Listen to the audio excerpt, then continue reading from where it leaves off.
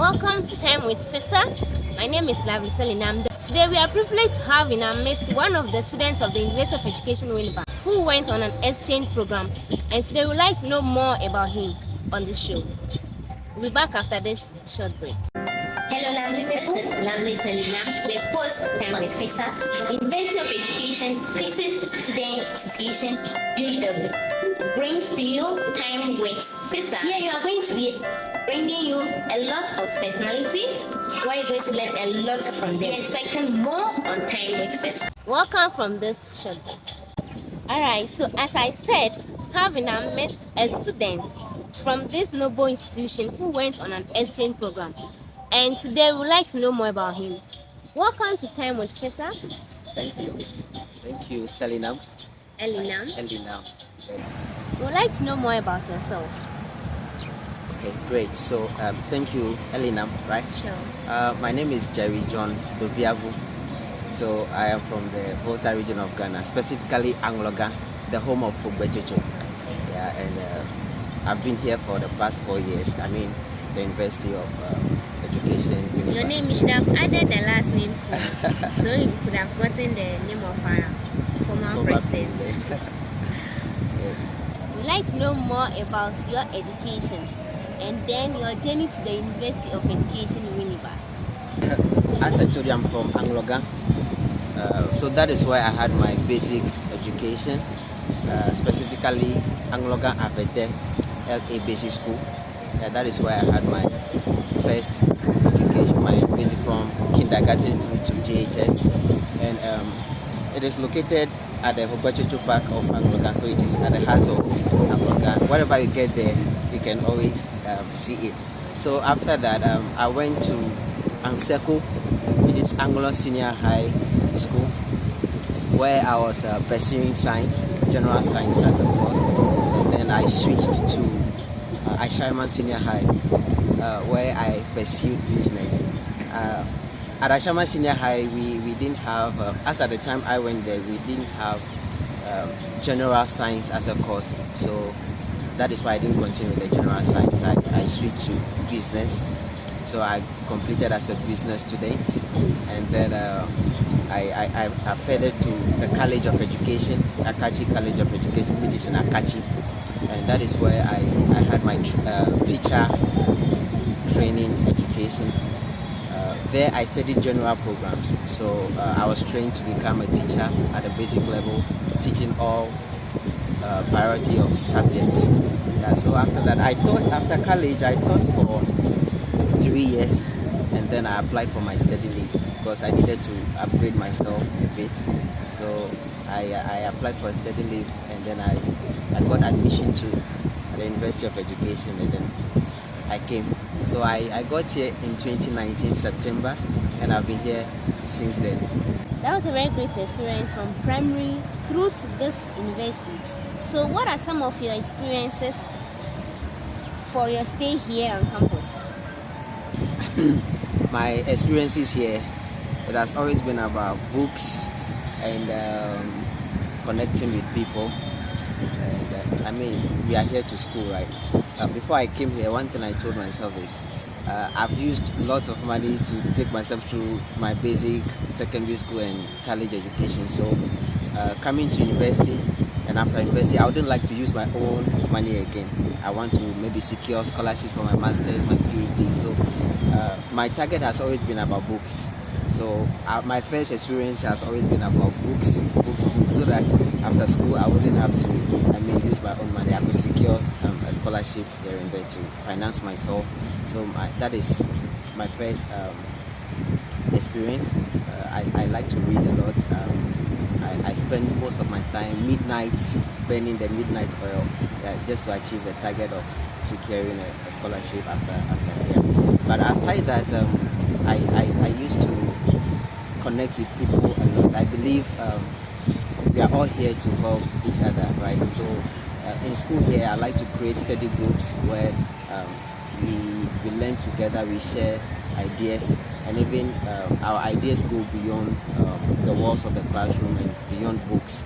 So basically, my experiences has always been with people and with my books.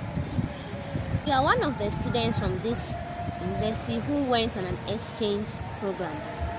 What are some of the criteria for selection before you can go out for this exchange program? So before I talk about the criteria for selection for the exchange program, one other experience that I wouldn't like to leave out is having time to for yourself, having time to go out and have some fun. It is really necessary. Sure, it shouldn't always be about books. I mean, we are here to learn, but at times, I mean, you know that saying that says that all work and no play makes Jack a very dull person. So at times it is very necessary to chill out and release some stress. It shouldn't always be about books. Sure, it's very necessary. Great.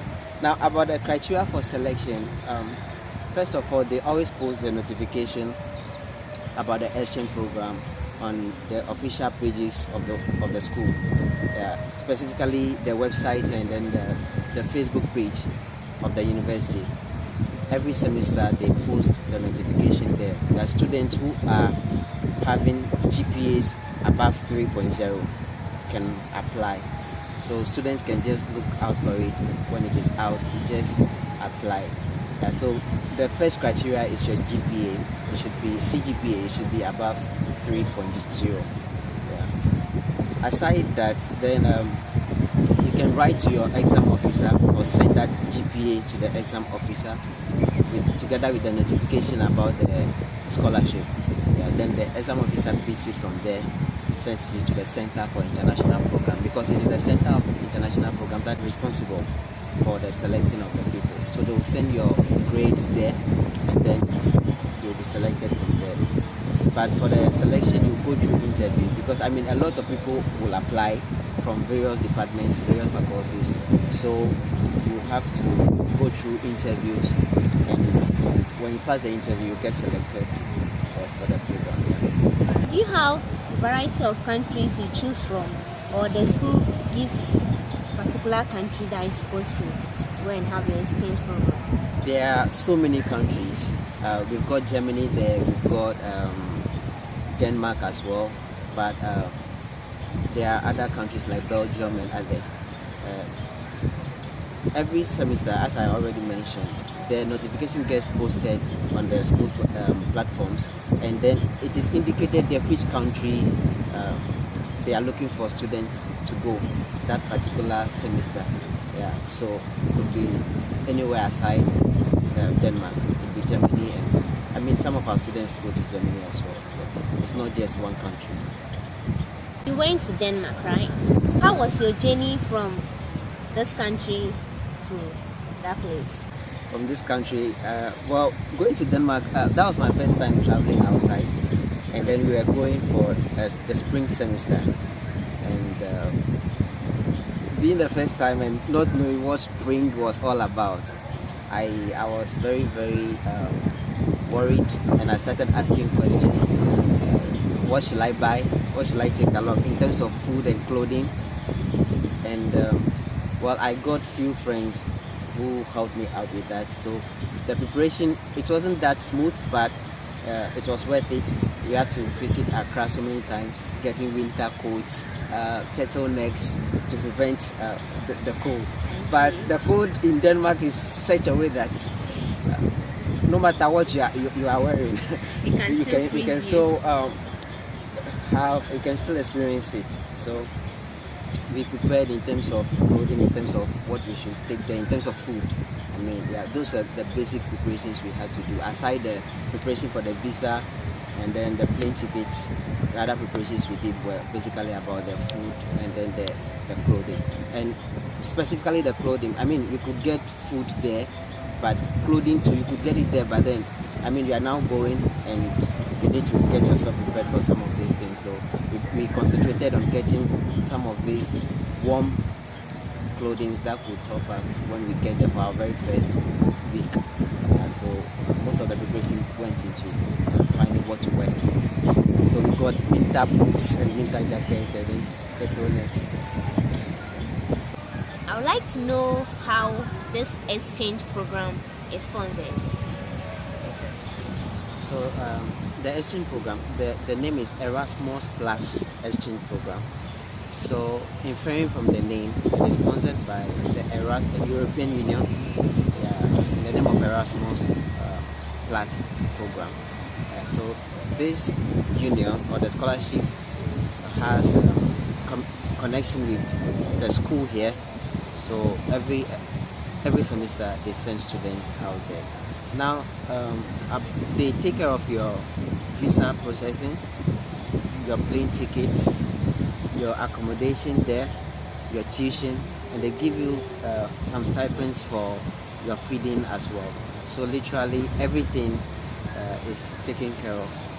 But then sometimes the plane ticket delays, as in my case, the plane ticket delayed a bit. So it is always advisable that students who have this chance will initiate the process. But whatever they spend while initiating the process will be refunded back to them. So I would say it's 100% kind of scholarship for students who get to benefit from it. You said, I guess you had some sort of experiences on getting there. You went on some outings. So what are some of the unforgettable memories and moments that you want to share with us? Well, in Denmark, there are so many nice places. Denmark is a very nice country, and I've been to places like Tivoli Gardens. It's one of the oldest, tourist sites in Denmark. Amusement parks in Denmark, and I recommend everyone who gets to Denmark should try it. It is in the heart of Denmark, the central city Copenhagen. It has so many events that we could actually partake in. Aside that, another experience I have is in connecting with people. I had the opportunity to teach in a school. It was called School Takeover, whereby we, the students in the school where I was having my studies, we go out there to take over the high schools and early grade schools in Denmark. So I had the opportunity to partake in one, and it was a very nice experience. The students liked me, the staff liked me, and I think if I have the chance, I'll do that over and over again. It was very nice. Aside that, to connecting with people from Denmark itself, aside the students, I had the opportunity to work. So I worked alongside some Danish, some things, and then they were very nice people. Those I worked with are very open, and they made my stay in Denmark very, very fun and cool. And I mean, I met someone who is just sitting right by me. I'm sure you'll get to interview her too, right? Sure. Yeah, so we also talked, and it was all nice. Sure, with all these experiences, you learned a whole lot of things that you would like to share some basic ones with us. So tell us something small or some of the things you learned from Denmark. Okay. So the very first thing is being very time conscious. Very, very time conscious. The transportation system in Denmark works with time. Unlike Ghana, right? So you get to there's an app we use to check when this bus gets to your bus stop, and when it is leaving, and when the next one is coming. And being a student or a worker, you need to be very, very time conscious. You check your time very well to make sure that you don't miss the bus. I mean, my very first week, I wasn't getting it right. I'll be there either some few seconds after the bus or way early before the bus. So it was quite frustrating, but I got used to it. I got used to it in the end, and I would advise anyone who wants to travel outside to be very, very time conscious. I mean, we could start practicing it from here.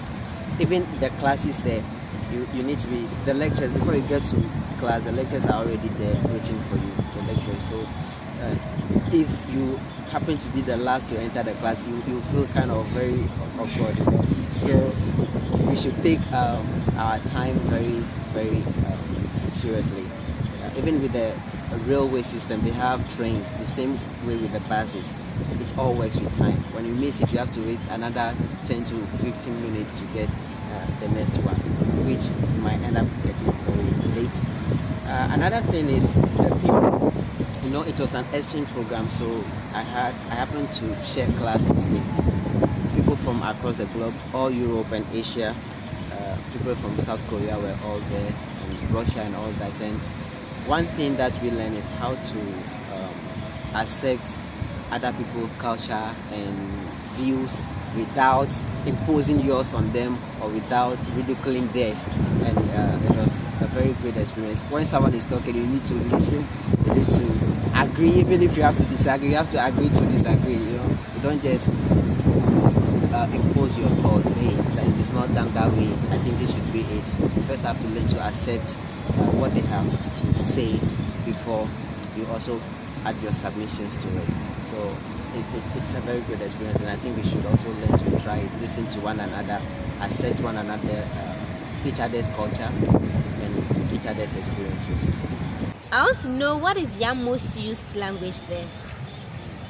So they are Danish, so they speak Danish. Danish is their primary language, but the majority of them speak English as well, but Danish is So their I'm basic sure you can say something small in that language, the Danish language, for me to hear. I'm sure you know how to at least greet. So at least give us one. Okay. Well, what I'm used to is the goodbyes. Okay. When they want to say goodbye, is visis. That is what I normally carry with me, because after I had this work, I need to tell my colleagues I'm leaving. So yeah, visis is like see ya. Okay. Yeah, something like that. Okay. So visis. Yes. Alright. Okay. As you've been there, I'm sure you witnessed a whole lot of things. You've told us some of your experiences. What are some of the career opportunities you identify there for our students from Ghana who want to further their education? So, well, one thing I noticed is, as I already said, most of them speak Danish, and it would be good if Ghanaian teachers try to have their exploits there, especially in having to teach English in some of their schools. I mean, when I was there, I also realized that on some of the social media platforms, I noticed they were looking for teachers, English teachers, some who could even teach online and also face to face. So maybe, I mean, UW is an education institution, so we could have teachers from here who would also go there and help with teaching of English language. Aside that, we could also teach other subjects as well. Yeah. French is also a good area to also look at. The sponsorship is called Erasmus. Alright. They sponsored you there. Okay.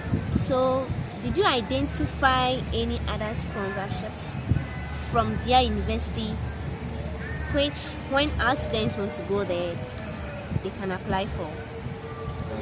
Okay. While in Denmark, I asked about some scholarships, but not specifically just in Denmark. The first one I asked about was in Sweden, and Denmark and Sweden, they are just like brothers.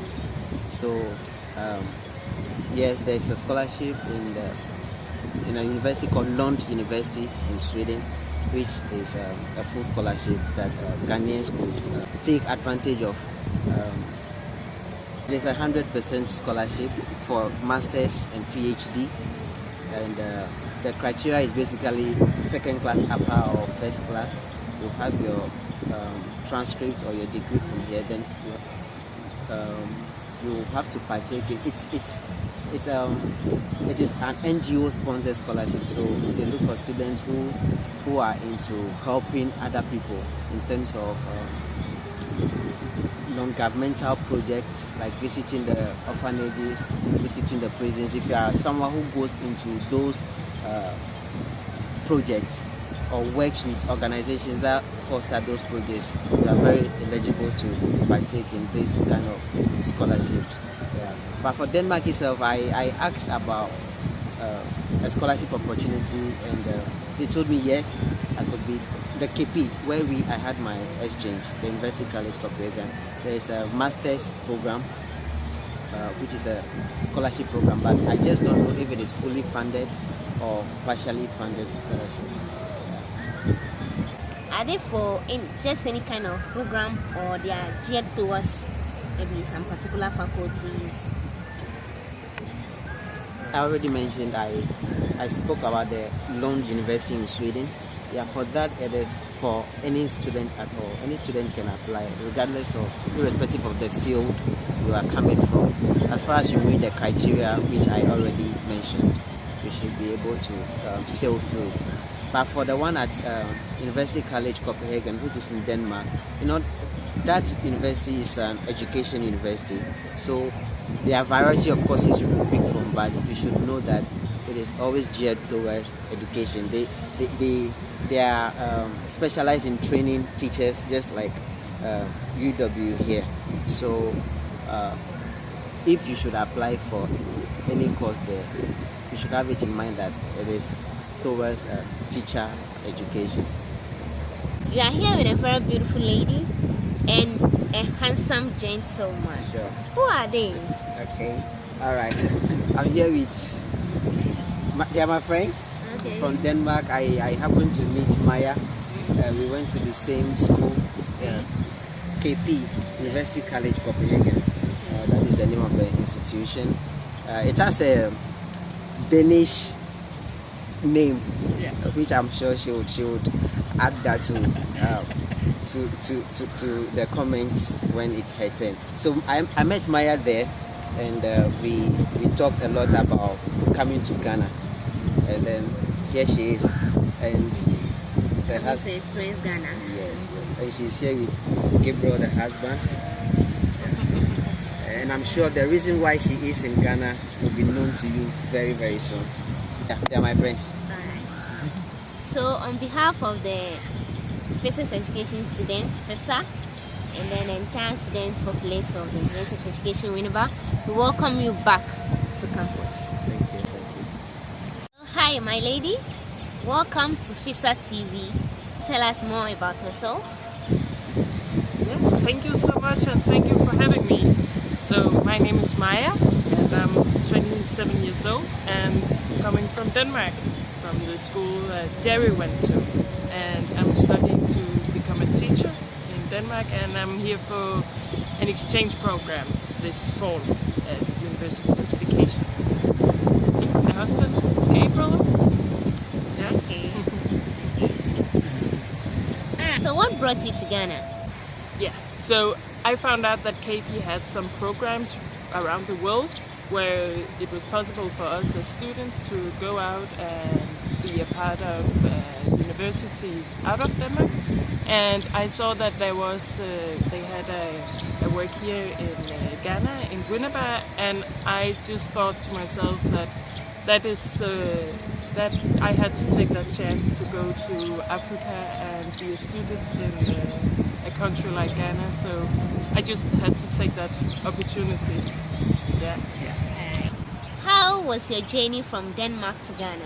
So my journey from Denmark to Ghana was, in the beginning we had to apply for the visa, and that was a kind of difficult way we had to get some different papers, both from the university here and the university in Denmark, and the flight tickets and all that. But we got that, and we got the visa, and then we flew to Amsterdam and the Netherlands, and then to Accra. And it was a good journey. Everything went totally well.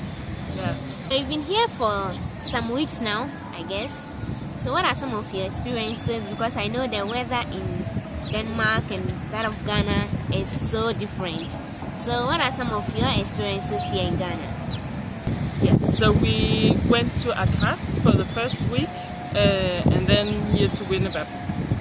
And we must admit that the warmth here is very different from Denmark. As Jerry mentioned, he came in to Denmark in January, where it's very cold, especially compared to here. And I mean, it's summer now in Denmark, but it's not summer and warm as here. So we have to get used to the warmth, and we are taking naps during the day just to to gain energy again. So, but I think we are getting used to the warmth. But had only good experiences. We started in Accra, where we went to the Charlie Water Festival at the Black Star Square. So we already had good experiences there and witnessed how you're celebrating yourself with dance and music and singing. It was really, really nice to be a part of. We've only had good experience meeting the Ghanaians as well. You're a very, very friendly people. You are very nice coming to us and asking how are you and wants to get in touch with us. It's really been very nice to have a time both in Accra and now here in Winneba. I'm sure before you leave Ghana, you would like to experience more, like to know some of our tourist attractions, and then go and tell your colleagues there how nice Ghana is. Alright, what are some of your expectations? Yeah, so first of all, I'm really looking forward to be a part of the university and go to the university and witness how it is to be a student here compared to being a student in Denmark, and get an insight in how your education works and how you see how your eyes is on special education, because that's what I'm gonna study here. I'm really looking forward to that part, of course, and I'm sure I will get some inspiration and something I can take with me back to the school system in Denmark. So that's one part of it, the studies, and then just the part of being here in Winneba and live in Ghana. I'm really looking forward to be a part of the society and get to know the good places in Winneba and how you interact. And sure, we will go to see some of your beautiful places around the country. I know we will visit Jerry in the Volta region at some point and see how the life is there. We're really looking forward to that part. There's so much to see, and I hope we will get the chance to go around and see some of the beautiful places. Yeah. I'm sure you've been working with Jerry for a while now, and he has taught you some of the Ghanaian languages. I'm sure he taught you. I would love for you to say something small in any of the Ghanaian languages he taught you. Yeah, so we witnessed that you have a lot of different languages in Ghana, and we have practiced a very small bit of the Fanta language that's here. We haven't had any words in your language in Volta yet, but we know how to say Otasane. Wow. Yeah, that's a good way of talking to people here. But we have to learn more. Yeah, we definitely have to learn more to get to talk to you in your language. Yeah. Okay. Would you have loved to come to Ghana alone? Because you came with your husband. Mm-hmm. Would you have loved to come alone to have certain experiences by yourself? Or if you were to be given a chance again, you would still come with your husband? Well, I would love to come alone as well. Yeah, but my husband loves to travel just as much as I do. So he just went for the opportunity as well to try and live in another country. He had been living in another country during his studies, so he grabbed the opportunity just as I did. So it's just because he's just as adventurous as I am, and I think we will be loving to come back to Ghana later as well. Gabriel, welcome to Ghana. Thank you very much. I'm very honored to be here. Why are you here in Ghana? So I was extremely happy when Maja told me that she had the opportunity to go to Ghana, because Ghana has a special place within me. My grandfather was a professor at the University of Copenhagen back in 1963. So I grew up with a lot of stories from Ghana. So I just thought it would be wonderful to join them. I would like to know how long you'll be here and also know whether you like to extend your stay here in Ghana. So I'll be here for my studies, and that will give me a lot of time to experience especially the Ghanaian food, because we already have great experiences with food, and we're getting to know some of the names, like Kelevele, Kentemere, and Banku, and Fufu, of course. And we went to the university bookshop in Accra and bought a nice cooking book.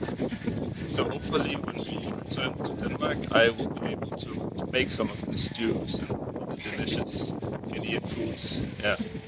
Tushin Tak for having time to be with us here on our show. We are very honored having you with us, and I'm sure you have beautiful moments and memories to go and share with the people of Denmark.